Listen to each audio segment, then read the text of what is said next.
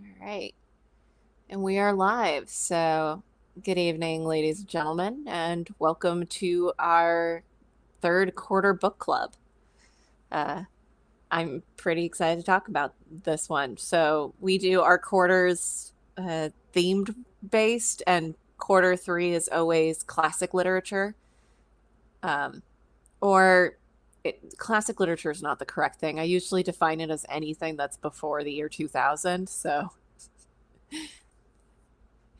that's a very wide range of years. Um, it's just some housekeeping before we get started on the discussion. But I'm just going to say this up front. There are going to be spoilers for Dracula in this. I don't really feel bad about that at all. It is a book that is like 150 years old. So, Yeah, definitely a classic. If you haven't read it already, you definitely should. yeah. But also, you've probably already know a lot of the things that happen in it just Yeah. through pop culture. Yeah. But a little bit of housekeeping before we begin. This is our quarterly book club. We have it every 3 months. We also have two monthly clubs, and that's our movie club as well as our listening club. If you'd like to join us for our next ones, which I've put up on the screen because it's actually the 1st of November, so I announced the picks earlier today.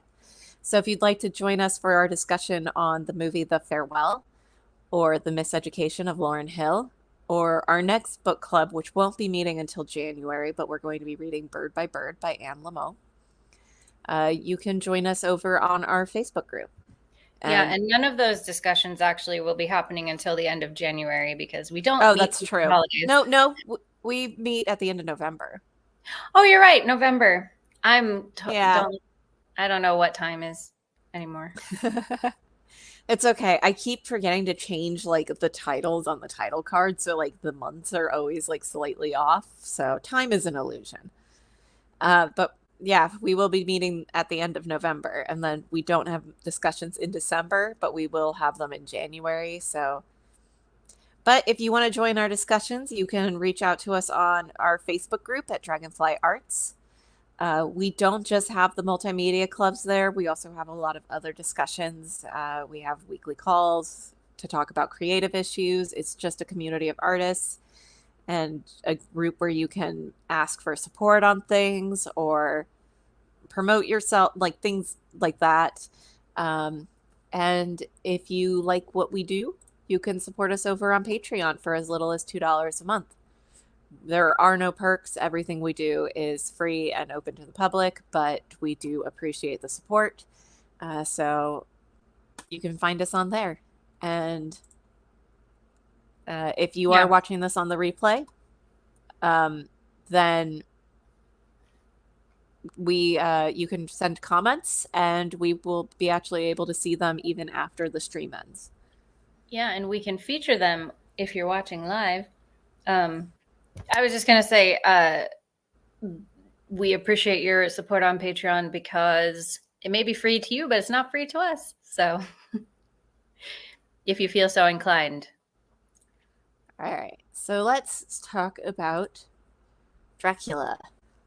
I usually put a poll up for these. I didn't put a poll up. It's just when you say any book that's released before the year 2000, it was an onslaught of a whole bunch of different things. And Beckett and I had been talking about Dracula, so I decided that we were just going to go ahead and read it. It was released in 1897 by Bram Stoker, who is an Irishman. And yeah, we can just get started on this. Somebody told me recently that they loved Dracula and that it was their favorite found footage horror. And I can't stop thinking about that. Because, I mean, it's epistolary, which is everything is like a journal entry. Yeah, or a newspaper clipping or something like that. Yeah, and that's actually very common for like most of the horror genre. Frankenstein is also done that way, where you're like reading journal entries. Yeah, Um, Frankenstein is more letters back and forth. This one yeah, has a few of those too. yeah, especially at the start. Hmm. Um, yeah, and honestly, I think it holds up. You had Yeah. read this before, right? Oh yeah. This one was one of my favorites from college. My studies in college were actually my focus was in Victorian lit, so So this was you have required like, reading. so you have like papers that you wrote and theses, and you'll be I leading mean, this discussion from here on in as you. it was really fascinating revisiting this book because um, the last time I tried to reread it, I lost the book. I misplaced it, and I thought I had another copy, but I guess I didn't. So this was only my second time rereading it because I don't remember how far I got that time before, but definitely not super far because I was trying to annotate along with it. This reread, I didn't have time to annotate. So Oh, I actually did kind of. nice. So I did the opposite. This was my first time going through and making notes on it, um, which is interesting. I knew parts of it that I wanted to make notes on, but I really wanted to keep track of lore for these discussions, and I kind of like fell off. But I do that every time I read a book. It starts off strong, and then it just kind of peters away as I read. Yeah, this one I ran out of time, so I actually ended up finishing it on Audible because there was no way I was going to finish in time otherwise. Did you enjoy it though? Do you think it holds up, or am I I just like do. alone in that?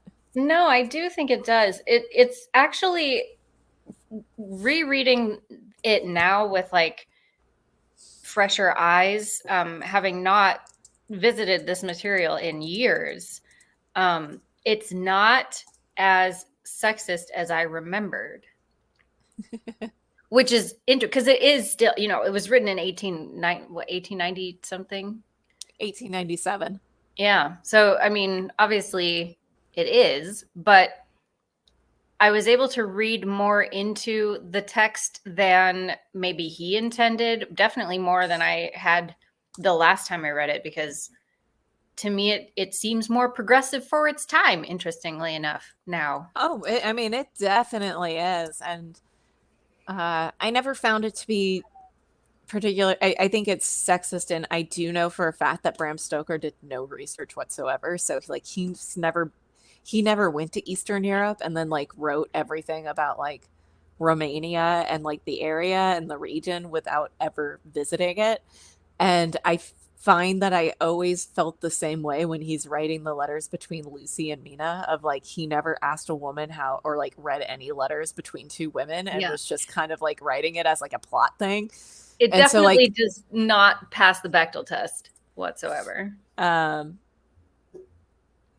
so yeah, I mean, you're really just reading.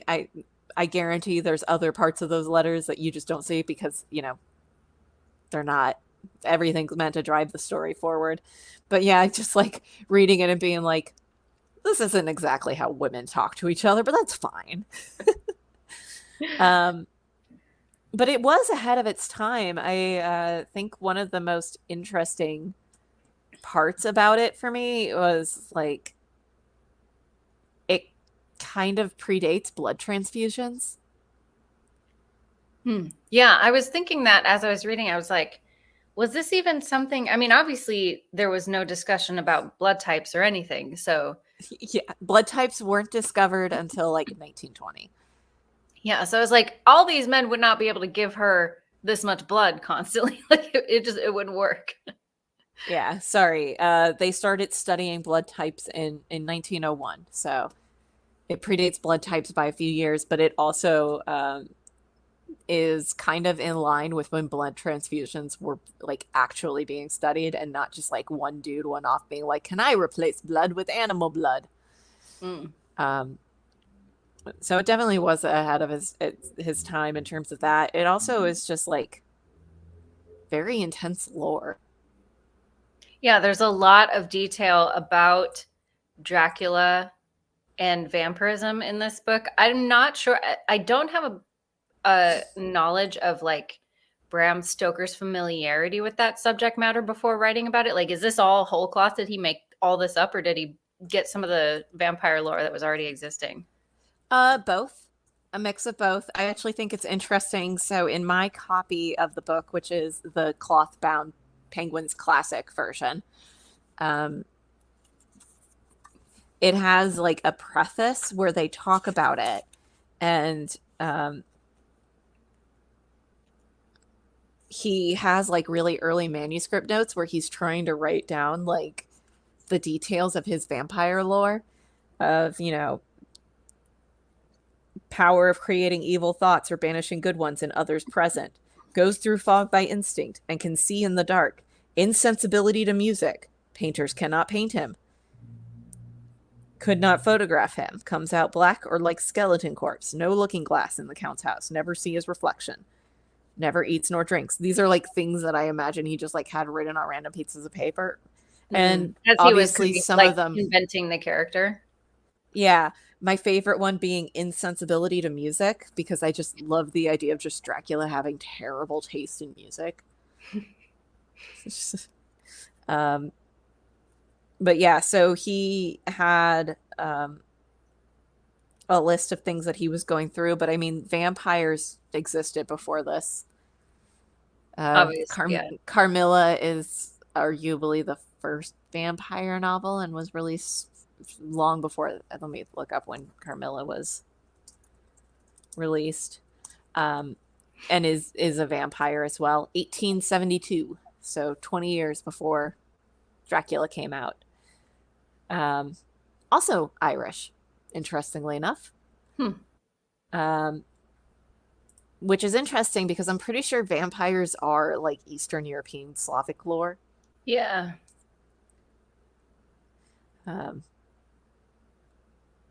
So that is interesting to me that somehow the Irish people took it over. They were like, sweet. Yeah. The Irish had a major fascination with vampire lore, I guess. Yeah. I was trying to pull up some book club questions for this book specifically because I'm not exactly sure where to start with it. First off, like, I guess, favorite character. I feel like I know the answer. I love Quincy Morris. He's just a genuine gentleman. I love Quincy Morris because as I'm reading the book, I'm like, ah, yes, Americans never changed. Yeah. They like, for some reason, decide to bring up like a couple of times in the book that he doesn't speak any language other than English. And at one point he sees a bat and his instant reaction is to shoot it. Yeah. And he almost shoots his friends in the process. Yeah, I was like, ah, Americans, we never change. But he's just like a good meaning dude. I always picture him as a cowboy. Yeah. Like, I know that he's not, but in my head, he's a cowboy. He makes it very clear that he's not a cowboy. Yeah. He can't, I don't know, in my head, that's all it is. He wears cowboy boots this whole time in the imagery I paint in my head.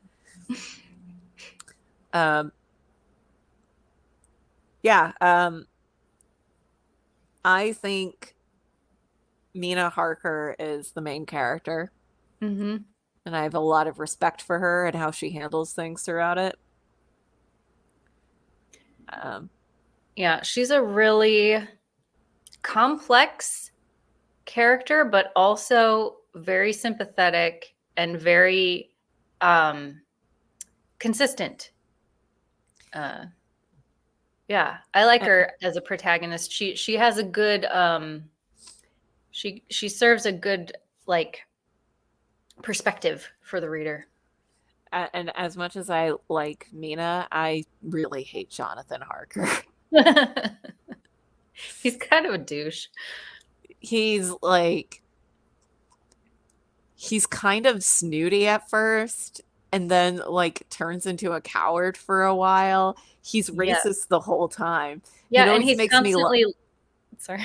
no, it makes me laugh because when he writes how other people are speaking, he writes them as in the dialect that they're speaking. Whereas I didn't notice any other character doing that. And I was like, I don't know if this is like a sensible thing that like Bram Stoker did, but like it's like I mean, I feel like Van Helsing's speech is pretty consistent no matter who's talking about him. that's true. But yeah, I mean, Jonathan is constantly looking down on everyone. Like he just seems like this really highbrow, high society, like I'm better than everyone kind of douchebag. He also kind of has the vibe of failing upward. Yeah. Yeah. He's your classic rich fail son. Yeah, like he does this I'm blanking. You know, he's an estate guy. He goes to Transylvania to put in order the estate so that Dracula can move to like London.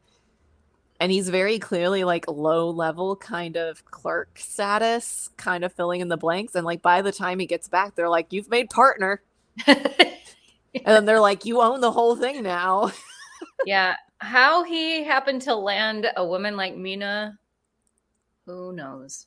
Yeah, they never they're already engaged at the start. You never find out. Mm-hmm. Um, my next question, I am not entirely sure I have an answer to, but what do you think the themes are for Oh, I Dracula? definitely have answers Yeah, to I was that. about to say you wrote some papers. You did the discussion. Sex, baby. Vampires are all about sex, and this book is no different. Yeah, no, my college paper that I wrote about this book was highlighting contrast between the way the story treats Lucy and Mina as victims of Dracula and how Lucy is depicted as always like dark and brooding and like kind of not accessible to the men. Well, literally to some of them because they proposed to her and she said no. And Mina is like this warm, open, angelic, blonde, like motherly figure, and everyone loves her. And it's kind of like the contrast between the harlot and the and the virgin, you know, even though, you know, Mina and Jonathan are married, so she's not a virgin, but the story treats her very much that way. She doesn't have multiple suitors like Lucy does. So it's kind of like implicit in the subtext that Lucy is a bit of a slut. So she kind of deserves what she got. Interesting. I never got that vibe from it. Lucy feels like the damsel in distress. She's the one that like all the men want.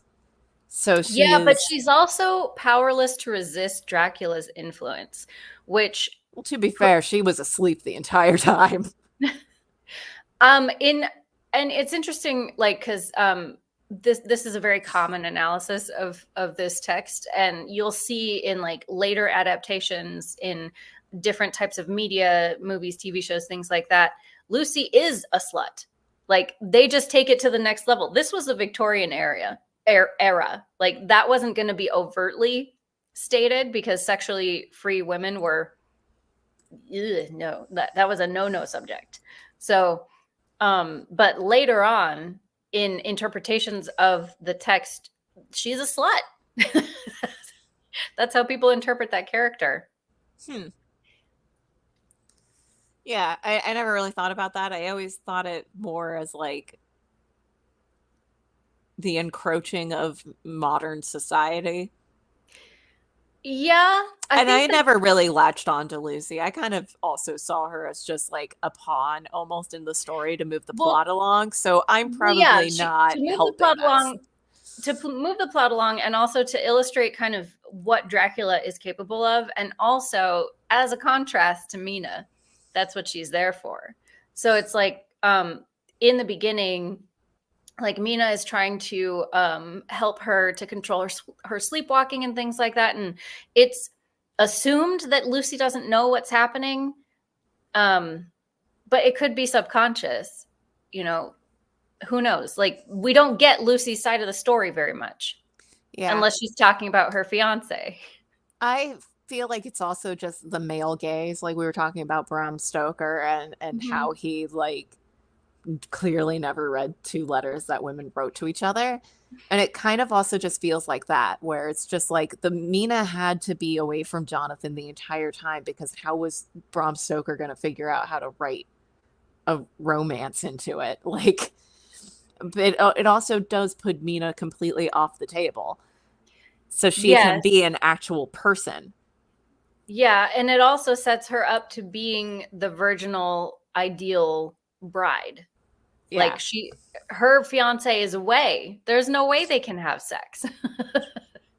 Whereas Lucy is courting dudes. And I when I explored this in my college paper, it was very much like just the way the story treats Lucy and describing her, yes, as a vampire, but she's voluptuous and she's sensual, and she's all these words that are sort of subtext for sexual. She represents the sexually liberated woman, which is a dangerous thing to men, which can harm them, which can hurt and kill them. Yeah. Um, so then how do you put in just Dracula's brides into that whole narrative? Yeah, that's interesting. I actually forgot about them. I was like, wait, I don't remember this happening. Um, and you only really see them in uh like in within the perspective of Jonathan at the castle. The only other time you see them is when they come to try and take Mina away, but they don't do anything else, which is interesting. No, they kind of just like eat a baby and then sleep. And try to Which, eat Jonathan. yeah, try to kiss a dude, eat a baby, sleep. The way of women. Yeah, I mean, I think that they kind of represent the fully realized version of the sexually liberated woman that Lucy could become if they didn't put her down. Um, yeah, other than that, I don't know. They just kind of appear a couple times and then die. Yeah. I don't know why they exist. They don't really serve a lot to the story. They're just kind of there. I wonder if it is. I'm not gonna lie, I don't know a lot about vampire lore. Um, but I do wonder if it like has something to do with the actual lore of vampires more Yeah. so than it does have like a meaning in the book. I think that they definitely serve a purpose, albeit a kind of insignificant one, in just kind of setting up where the risk of this vampirism is going by introducing us to them through Jonathan and his fear of them and their lure, because they are beautiful and seductive, and they have the vampire bewitching powers that makes him want to be with them even though he's scared of them and doesn't know what they're going to do. Yeah. Probably doesn't think that they'll kill him, but who knows. I also get a theme of like just this is interesting because we were talking about Quincy Morris, but like in general, they kind of hate outsiders. Like Dracula is a guy that's trying to move from Transylvania to London, and just how Jonathan talks about everybody who's not English or I guess American. And so like Quincy, like also even how they talk about Van Helsing at times. Like we were talking about how they write his speech funny because he has an accent. Um, it's kind of like this weird thing of they're like the culture is different. Yeah. Disgusting. Yeah. Oh, look at these disgusting sexually attractive women who I can't stop looking at, but also don't want to. Well, It's also very big. just talking about Dracula and like the Romani and Yeah, yeah. Eastern Europe. Bram Stoker must have hated Eastern Europeans. I feel like a lot of Western Europeans probably did. Um, I'm trying to think of like what other things I can latch on into it. Christianity is a huge one, Yeah. Yeah. especially like Jonathan Harker, who It's is sorry. Go ahead. oh no, he's very clearly not Catholic. I think he might be Anglican because I think he says that he's a man of a he's a good Englishman.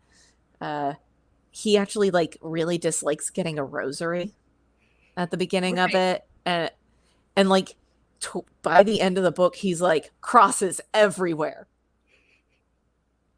God's salvation. Yeah, I do think it's really interesting how Christianity often plays a role in horror tropes. And it's that, God is the salvation from the whatever horror is going on, whether it's, exorcism stories or possession or, hauntings or vampires. It's always Christianity. I mean, I think it also, yeah, it's a European story. Yeah, this is like a pervasive theme throughout horror, though. Yeah. Um, I mean, religious horror is a thing. And would this be classified then as a religious horror? Probably. Yeah, that's an interesting question that I haven't really thought about. It, Um, I mostly wanted to just bring it up because I do think it's interesting that like it's there's also there's a very clear character arc with Jonathan of like him slowly accepting Catholicism. mm, Whereas like at the start he's like false idols, like you have a rosary and these crosses, these are false idols, and at the end he's just like hell yeah, crosses. Put them everywhere. it's also interesting in that I don't pick up on Van Helsing so much as being very religious. It's just that this is what works against vampires. Yeah. So this is what we do. I mean, he prays a lot. Or not pray is not the right word. He doesn't pray a lot. He says if it's God's will, like a lot. He does invoke the name of God a lot, but it's also, the time.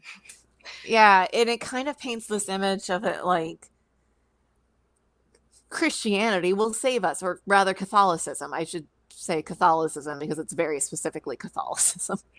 Catholicism will save us from the evils. And it like has a very strong like undertone of that. Yeah. So I this is mean, actually like an interesting book when I'm like thinking about it. It's kind of just like um, reject modernity and everything that the world is turning to, and just accept Catholicism. That it's is kind of kind of a tradcath book in a way. um, it doesn't feel like it, but like the more that like I'm thinking about the themes, I'm like, yeah, it is. It really is. Well, it's also, I mean, think about the time in which it was written. The church had such a huge influence over the world. It still does, but like back then, it was like if you were an atheist, you were ostracized from polite society. Like everybody, you had to at least say you believed in God. I mean, I would say around that turn of the century, the like 19th, 20th century, it was probably a little bit more open than it has been in the past. And so I'm wondering if this is a pushback on that. Because yeah, there was a lot more opening up of theology at the time. So Yeah, I might disagree with you there. I it's think that possible. I think that things were moving forward, and I wonder if Bram Stoker was like, "Hell no, go back to the good old days," That's which is definitely a possibility. yeah. Um, let me see if I can find some of these. Which is also interesting because in a way, I feel like he writes it very progressively in his attitudes towards women. Yes, they are something to be protected. They are sacred. They're, not meant to go out and do the dirty man business, but at the same time, the only point at which they start making progress towards actually getting Dracula was when they included Mina in the process. Yeah. I love the way that like mind control works in this book, of just like he's trying to control Nina, but she can use it against him because now she can also see his mind. Mm-hmm. If you open the connection, so like yeah, they use her to track him down. I love that concept, and I feel like it's not utilized enough in like modern literature. Yeah. Or even in modern interpretations of this story. Yeah. um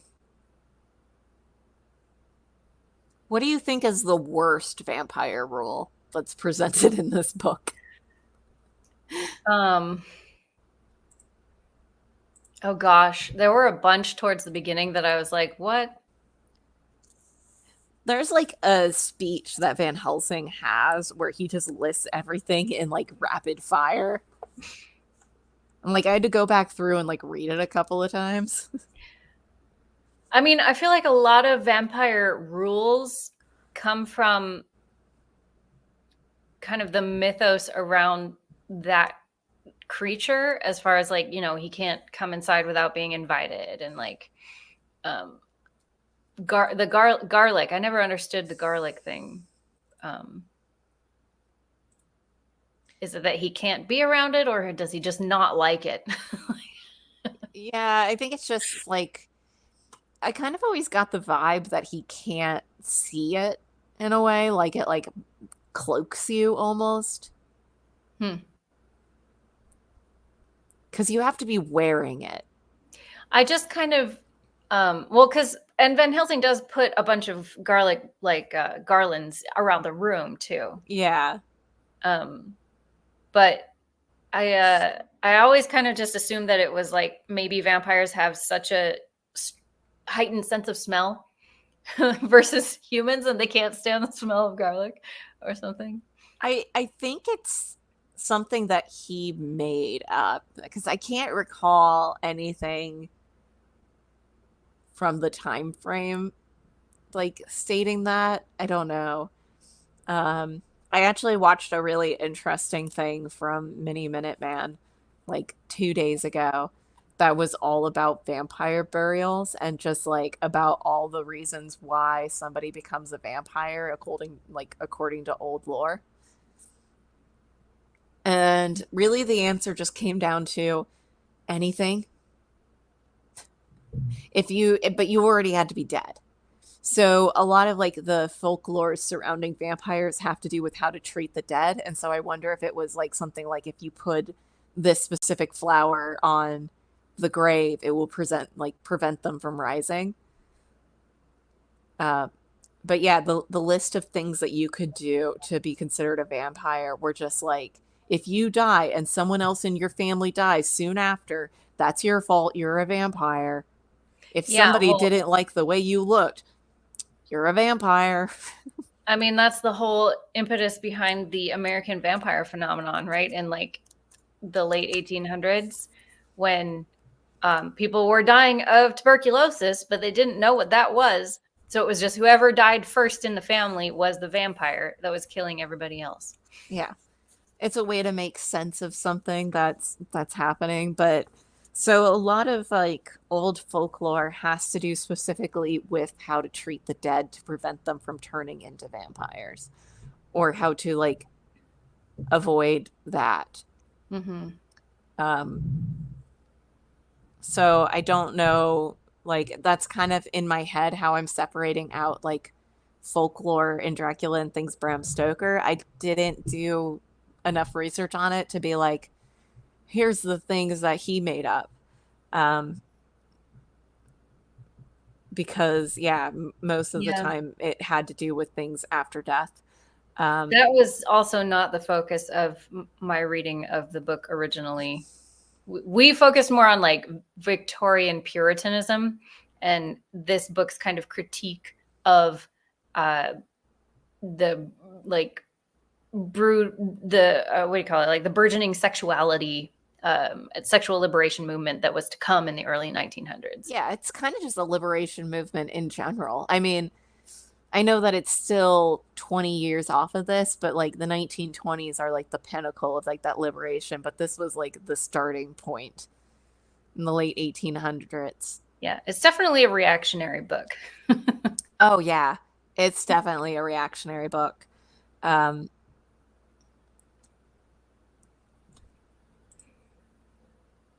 I don't have a lot more. We took the notes that I had very, very quick. We like rapid fired those, so I kind of got stuck on like vampire lore.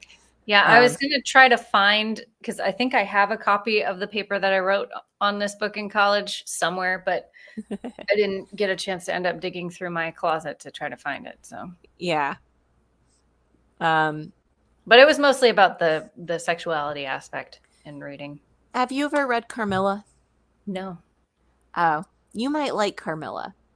Um, it is also a Victorian era vampire, but it's like instead of just talking about women's sexuality in this way, it's women's sexuality towards each other. Like Carmilla's very Hmm. clearly a lesbian in it. Um, Yeah, I felt almost like there was a little bit of that between Mina and Lucy at points, but yeah, I think it like has just to do with the fact that he has no idea. I have my theory on it is that Bram Stoker has never read a letter between women and women, but has written letters to women on his own, and so he wrote letters between two women like he had women write to him.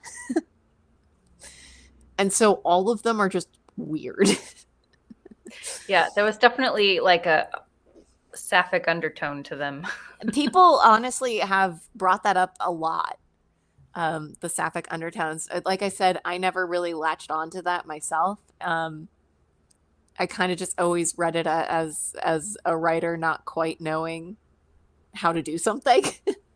um, but yeah, the writing style is just like I was thinking of you today while I was in undressing, and I was like, okay, I know from this time frame that women had to like wear tons of stuff and like getting undressed was like a group event and then you could be relaxed in like your nightgowns with other women. It's like, Mhm.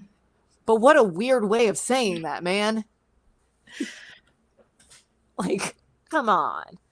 Um, Well, I mean, and there are, I mean, I just, every time I read this book or like think about it in most ways, it's all just about sex. Like there's a very sexual, like definitely Jonathan's encounter with the three brides. yes. Um, and then, you know, later between Mina and Dracula and things like that. But even sometimes between the men, like they're very open with their, I don't know. I'm not trying to say any of them are gay or not, but like there are a lot of interpretations of later adaptations of the story where Dracula and Jonathan have a thing while they're at the castle. All I'm saying. Um, later. Yes. um, speaking of later things, I found something that was like really interesting to me. Um, and that is that one of Bram Stoker's great great grandnephews wrote a sequel to Dracula that takes place like 20 years after the events of Dracula and focuses around Quincy Harker, who is now like an adult, and it highly implies that like Quincy is the son of Mina and Dracula. And I Mm. only recently learned about this and I was like, man, that feels like a cash grab. That sounds really interesting, actually. I, So, yeah, you can check that out. hmm. Yeah, I didn't know that. Uh, Dacre Stoker. He wrote Dracula the Undead in 2009. But yeah, he wrote it as a sequel, and I think it was designed so that they could try and keep some money in the Dracula copyright. I don't know if it worked. I don't think it did. It was just like a really interesting thing where I was just like, what? Yeah, well, I mean, the fact that this book has become so ubiquitous in culture, and I've never even heard of that one. Like, Yeah. it must not have done very well. Yeah, I mean, he's very clearly a Stoker. He very clearly like has dedicated his life to like following his great great uncle's like work and all of that. Um, I just thought that was really interesting, and I was like, all right. um, Especially because I'm pretty sure Quincy Harker was born like at least 5 years after the death of Dracula. So like, what is the Yeah. implication there? Um, yeah, I'm trying to remember what it said at the end, the time frame was. They said 7 years later, and he was already sitting on Van Helsing's knee, but Yeah. So he could have been like a young child by that point. yeah, he could have been a young child. He could have been 7. Doesn't really ever say, well, but it does say that he shares a. I remember this distinctly because I always thought it was really weird that like Jonathan Harker was like, "We are overjoyed that our son was born on the anniversary of our friend's death." It's like, all right, once again, weird phrasing, Yeah. but all Yeah. right. Also, wouldn't you, especially being like Catholic or any kind of denominational Christian, like, wouldn't you think that his spirit has already passed on by that point and wouldn't be around to give some of its influence to your kid? Okay. I don't know. Well, Jonathan doesn't hold that belief. Mina holds the belief that some Ah, part of Quincy's soul moved on into their son. Um, but I also want to bring up, and I've thought about this several times through the years, of just how sudden the end of this novel is. yeah. It's like a bunch of people sitting around talking to each other and like talking about how they're transcribing each other's notes, and then like the events are described in like 3 pages, and then Dracula's dead, and then they're like 7 years later. Yeah, I think it's really funny how so much of the book is set up, and there is so much dialogue in this book.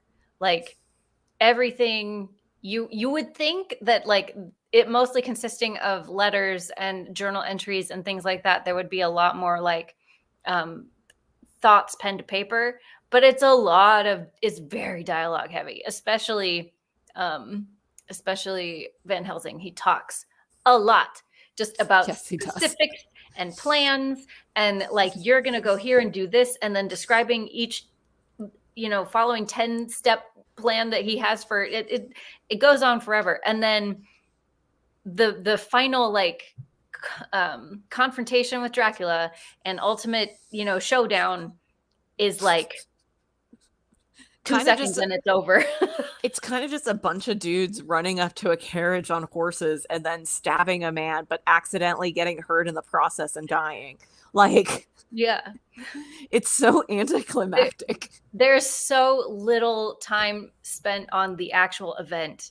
It's all just everything that leads up to that and all the planning that goes along with it. It's also interesting that you hear all of that from, like, at that point, you are only with Van Helsing and Mina, and you, like, never hear from, like, Seward or Morris Mhm. or Jonathan. And Yeah, they're like, the ones that are they're actually accused of what doing happened. things. Yeah, exactly. It's like betraying the show don't tell rule, which I know was not like a rule at that time, but it's like, we didn't actually get to hear the firsthand accounts of the guys who fought the battle. Yeah. I mean, which makes sense when you think about the fact that it's supposed to be like a bunch of journal entries. Like, I guess they were too busy to write what was happening, but it's still like every single time I'm like, we I'm are sure like, I'm sure they wrote it down afterwards. It's like 10 pages of Van Helsing and Mina like sitting in like the middle of a salt, like a little circle of communion Yeah. wafers in the In the mountains, and snow. then they're just like, here come the men on horses, and it's done. Yeah, and then Dracula's death is so anticlimactic. He doesn't even fight back. He Yeah, like he sees he's the still sun going asleep. down and he thinks he's won and then he's dead. Yeah, he like smiles menacingly at them and then gets stabbed to death. Yeah, he doesn't even get to fight. And then I also really like that the Romani that are like transporting him, like transporting Dracula, are just like, oh shit, he disappeared, and then they just book it. They're like, I don't know what's happening anymore. We're out of here. Yeah, why were they so dedicated to protecting this coffin in the first place? Yeah, I assume they got paid a lot of money. It's kind of implied at the start of it that Dracula regularly, like, he's a regular employer of them. Yeah. So Yeah. I think he worked for years to make sure that he had this entire basis of people that don't question him whatsoever. Yeah. Um, I mean, they do give up Jonathan in the beginning, so yeah, like he's worked very hard with um, the Romani specifically, and I always found that like the Slovaks were the opposite. They didn't like him and were doing everything in their power to separate themselves from him, and the Romani were just like, hell yeah, he employs us. money's money, I guess. Yeah, because it's always like the Slovaks who are like giving Jonathan things and like very clearly know how to stop Dracula and are like, don't go up there right now. They like actively try to stop him from getting into the carriage at the beginning. Like they're trying to save him, and he's just like, stupid Slovaks. They're so superstitious. Yeah.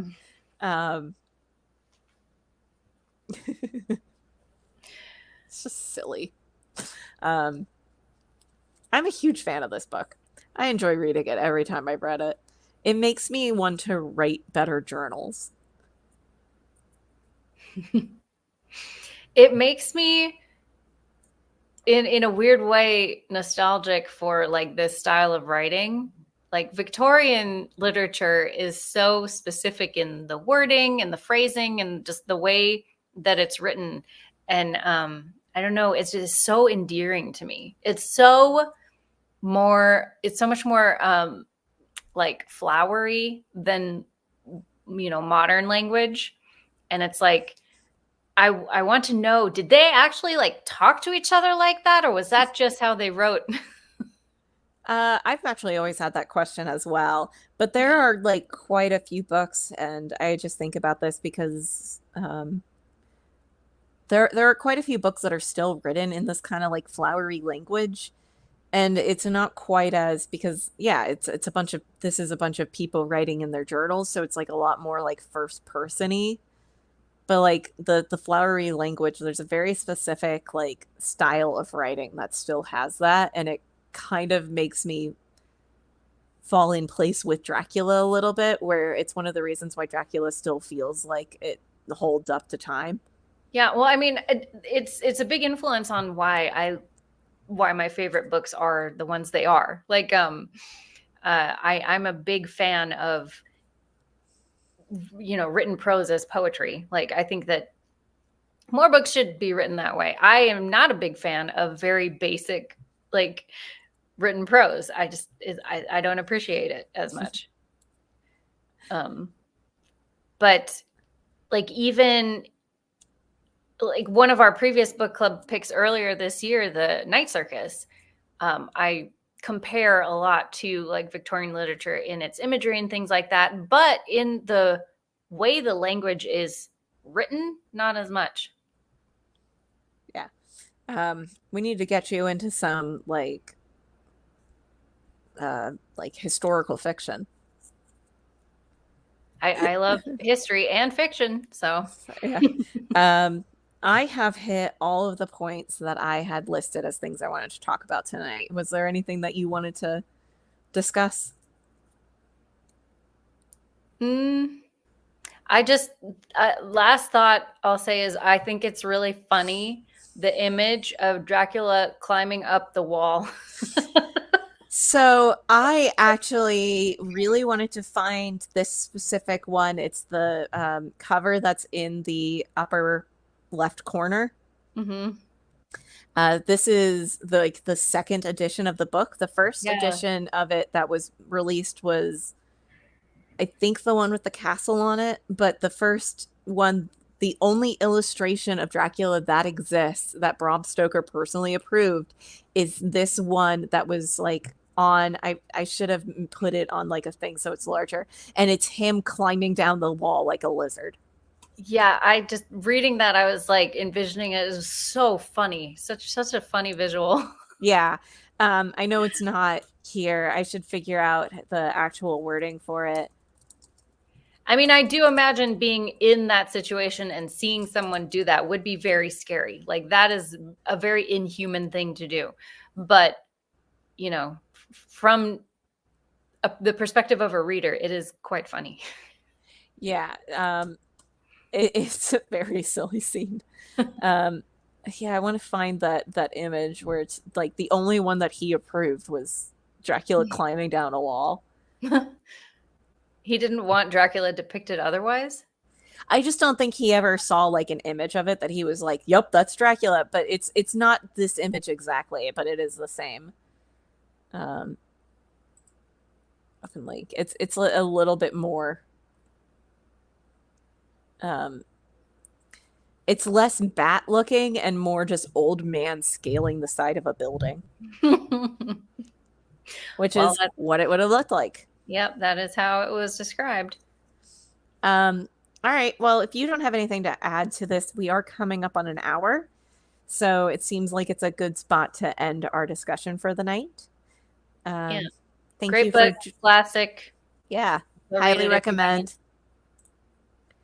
haven't. Yep. And like I said at the start, if you'd like to join us for our next book club, we'll be discussing at the end of January, but we have a movie club and listening club that we will be discussing our picks at the end of November. So if you want to join us, let me know. I'd love to talk to you about them. All right. Good night. Bye.